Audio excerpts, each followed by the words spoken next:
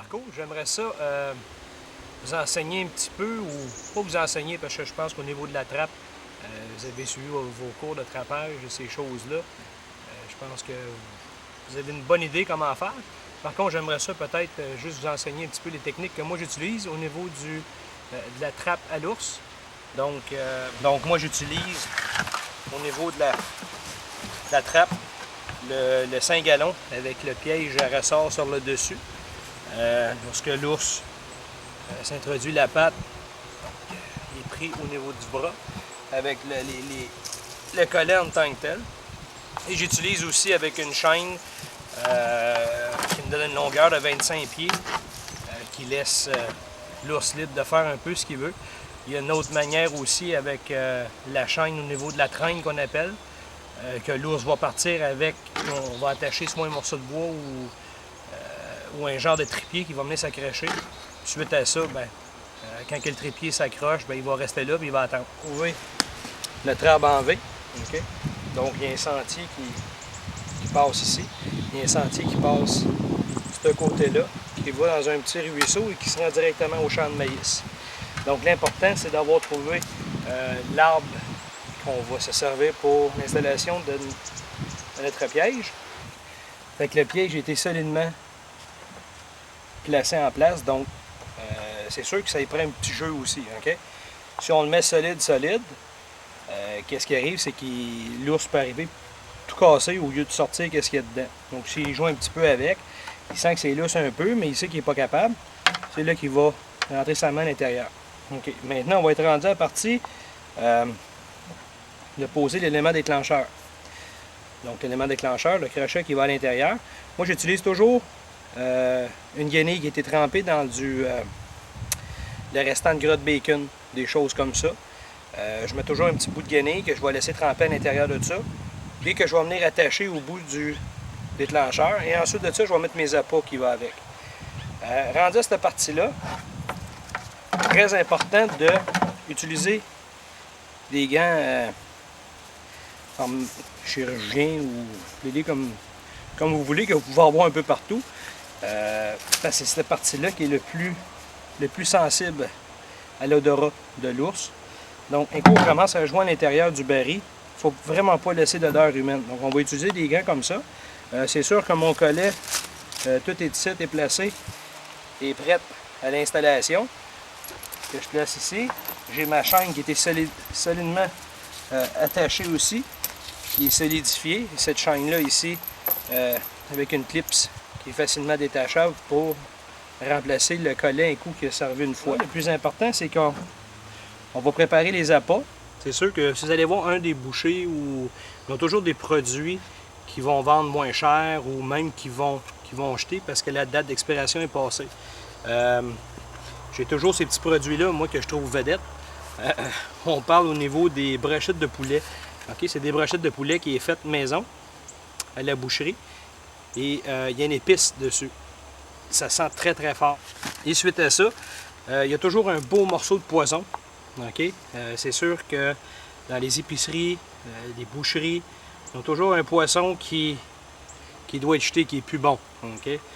Normalement, ils ne vous le vendent même pas, ces produits-là. Moi, je suis quand même chanceux. J'utilise des produits que le boucher près de chez nous me donne. Au lieu de les vendre, ils sont plus bons, fait qu'il me les donne. Je veux utiliser des beignes aussi, mais les beignes, en cette période-ci de l'année, c'est pas recommandé. Il y a toujours aussi du bacon. Du bacon que j'installe dans le fond, que je vais venir nettoyer mon baril à grandeur. J'en accroche toujours une petite coupe de tranche un peu partout pour que ça sente très fort. Moi, la manière que je fonctionne toujours avec 2 pièges installés. Okay? Donc, j'en ai un installé ici. J'en ai installé un petit peu plus loin aussi. Il y a toujours 2 pièges. Donc, tout dépendamment du vent, de la température, la manière que l'ours peut se sentir cette journée-là, ça ne fonctionne pas toujours pareil. Donc, un piège peut marcher plus que l'autre. Mais pour le film aujourd'hui, j'ai fait exprès pour le placer ici. C'était un endroit stratégique que l'ours n'a pas le choix de passer. Donc, il passe en Y dessus. Il n'a pas le choix. Il faut qu'il arrive face avec ce piège-là. Okay? En après-midi, je m'arrange tout le temps pour que l'après-midi, le soleil soit en arrière du piège. C'est toujours la manière que je fonctionne. Donc, un piège avec le soleil en arrière et un piège de côté que le soleil est de côté. Fait que de cette manière-là, que ce soit sur un côté ou l'autre, on a toujours un des deux qui va fonctionner plus que l'autre. Mais celui-là, j'ai bien confiance. Fait qu'on s'enligne au niveau des appâts, l'introduit sur le déclencheur. OK? On en met. On ne gêne pas. Un ours, ça a l'appétit assez développé, surtout en cette période-ci de l'année. Il fait beaucoup ses gras avant d'hiberner. OK? C'est l'endroit la saison qui est vraiment forte là-dessus. Par contre, quand on a un champ de maïs comme ça, déjà aux côtés, il y a déjà de la nourriture abondamment. Fait que c'est important là de mettre des produits qui sentent très fort pour vraiment l'inciter à venir jouer là-dedans, parce qu'il peut coucher, il peut dormir toute la nuit dans ce champ de maïs-là, qu'il est à l'abri de tout le monde. Fait qu'on va continuer à placer les appâts. Puis on va faire la fin de l'installation complète d'une couple de secondes. Donc pour l'installation du poisson, j'ai tout simplement passé un câble en haut de la branche. OK? Faire une loupe avec. Et que le bout ici, ce que je vais faire, c'est qu'on va faire une loupe avec la broche. Vous prenez un morceau de broche et vous le passez à travers le poisson. Le plus haut qu'on peut. OK? On va peut-être emporter ça ici pour donner une odeur partout, partout, partout.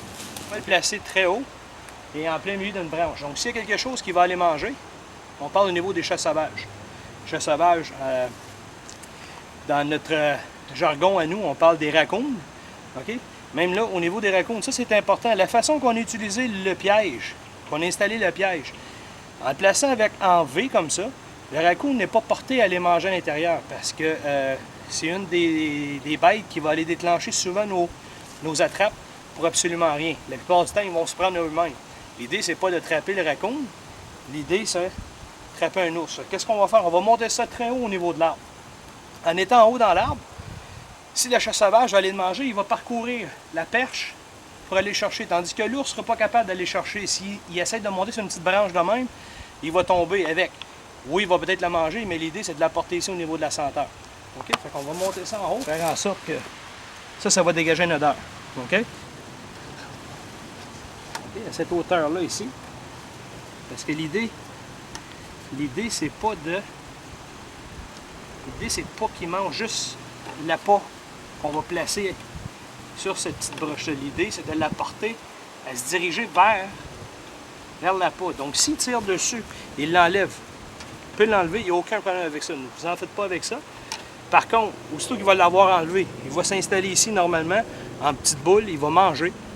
Un coup qu'il a mangé, il en veut d'autres parce que ça sent encore. Donc, c'est là qu'il va s'approcher. Il va sentir, le mec va sentir l'intérieur, c'est là qu'il va rentrer la patte et le tour est joué. Fait qu'on va installer ça ici. C'est important en passant, si vous utilisez un appât à l'intérieur du baril, il faut mettre la même appât après la broche. Vous mettez un morceau de poisson là, c'est pas la même chose en dedans, vous n'aurez pas le même succès là. Il va continuer à s'acharner sur ce morceau de poisson-là qui a été placé en hauteur. Donc, qu'est-ce que j'aime des brochettes, c'est qu'il y a un trou qui est déjà fait. Fait qu'on fait juste prendre cette petite chose-là ici.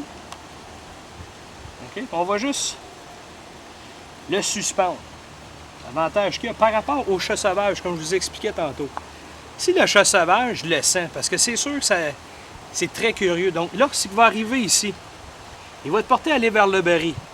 En attachant un appât comme ça en dessous, mais le chat sauvage ne sera pas porté à aller à l'intérieur. Il va s'acharner sur le morceau qu'il y a là et il n'achalera pas votre installation que vous avez faite. OK? N'oubliez pas, toujours mettre exactement ce que vous avez à l'intérieur de votre baril. Ça, c'est primordial. N'allez pas mettre du bacon à 20-25 pieds plus loin parce que vous allez porter l'ours à aller plus loin, à aller sentir plus loin. N'oubliez pas, c'est là qu'on le veut.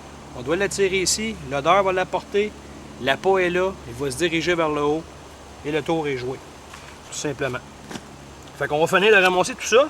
Donc, pour la fin de l'installation, bien important, comme je vous expliquais tantôt, neutralisant d'odeur. OK? Il y a plusieurs sortes que vous pouvez utiliser. Moi, j'adore beaucoup le produit de la ferme Monette. On va installer ça sur le piège, sur tout ce qu'on peut avoir touché manuellement avant que je porte les gants. Okay? Installer partout à qu'est-ce qu'on peut avoir touché. Okay? En particulier sur la chaîne qu'on va utiliser. Okay? Ça, c'est très important. C'est bien important, un coup ça c'est installé, vous devez venir vérifier à tous les jours pour voir s'il est pris dans votre piège. Si vous passez une journée et l'ours y est pris, cette bête-là va partir le martyr. Okay? Donc, on est des trappeurs, on n'est pas des tueurs, on fait la déprédation. S'il vous plaît, amis trappeurs, venez vérifier vos pièges à tous les jours. Et ça, c'est sans exception. Okay? Vous ne pouvez pas vous directement venir. Vous avez le droit d'avoir un helper avec vous qui va venir juste vérifier ces choses-là. C'est pas compliqué, il vient faire un tour, il y a quelque chose, il vous appelle, vous vous emmenez ici et vous venez récolter votre animal. Avec là-dessus, on met ça comme ça, puis on va attendre. Bye!